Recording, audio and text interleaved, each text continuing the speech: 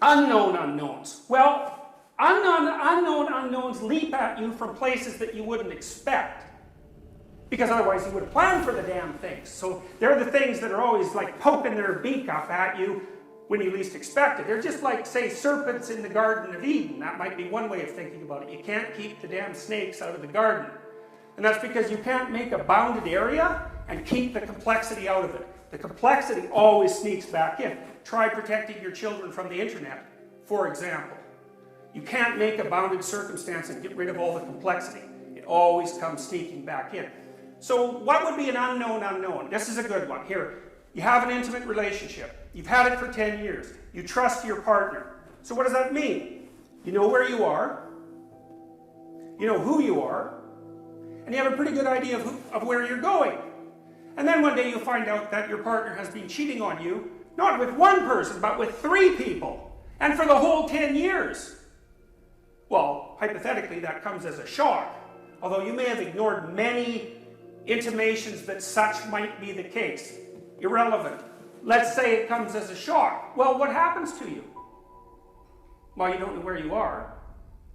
You don't know where you've been. That's interesting, eh? Because you think you know where you've been because you've already been there, but all of a sudden something can happen so that you are so flipped over that you don't even know where you were. So that means in some sense the past is dependent on the present. A very peculiar thing. You also have no idea where you're going. In terms of not knowing where you are, that's deep, eh? Because you might think, well, I thought I was in a marriage. That turns out to be wrong. I thought I knew who my wife or husband was. That turns out to be wrong. I concluded on the basis that I knew my wife, that I knew something about women. That turned out to be wrong.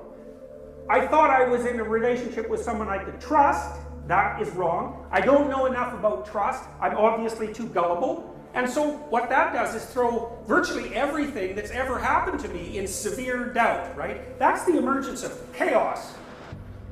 And that's this. Sometimes you're going from point A to point B, and something you don't expect manifests itself in the middle of your plan, but it's not such a catastrophe because you can just work around it. And then sometimes something pops up, and like, you just do not have a plan anymore. And so then you might ask yourself, just exactly where are you when you don't know where you are? And I would say, that's a place. And it's actually a place that's well documented in classic religious and mythological stories. That's chaos. The Taoists, for example, they believe that the world is made out of chaos and order. Well, order, that's where you are when what you do gets you what you want. Chaos, that's where you are when you have no idea what's going on. And you might ask, well, is there a way that you should act when you're in chaos? And the answer to that is, there better be, because it's a place you're going to visit several times during your life. And everyone visits that. That's why it's an archetypal story. That's the descent to the underground. The underground is that horrible place that lurks underneath all of our presuppositions. It's the frigid lake underneath the thin ice that everybody's skating on. And it's something that can manifest itself at any moment. That's partly why in the Taoist symbol, the black paisley is chaos, by the way, and the white paisley is order. In the order paisley, there's a little black dot. Well, that's because order can turn into chaos, and does, at any moment. And the reverse is also true. Chaos can turn into order at any moment. And insight will do that for you. You know, alcoholics report that when they hit bottom. It's like there's a catalysis and they look at the world in a different way. You know, now they're a new person.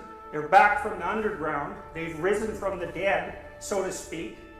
You know, and it's partly because what looks like your right hemisphere is pretty good at inferring patterns in novel and chaotic places. It's kind of keeping track of things that happen to you that are anomalous, and it makes alternative maps of the world that are there for you to rely on, at least to some degree, if that ever becomes necessary.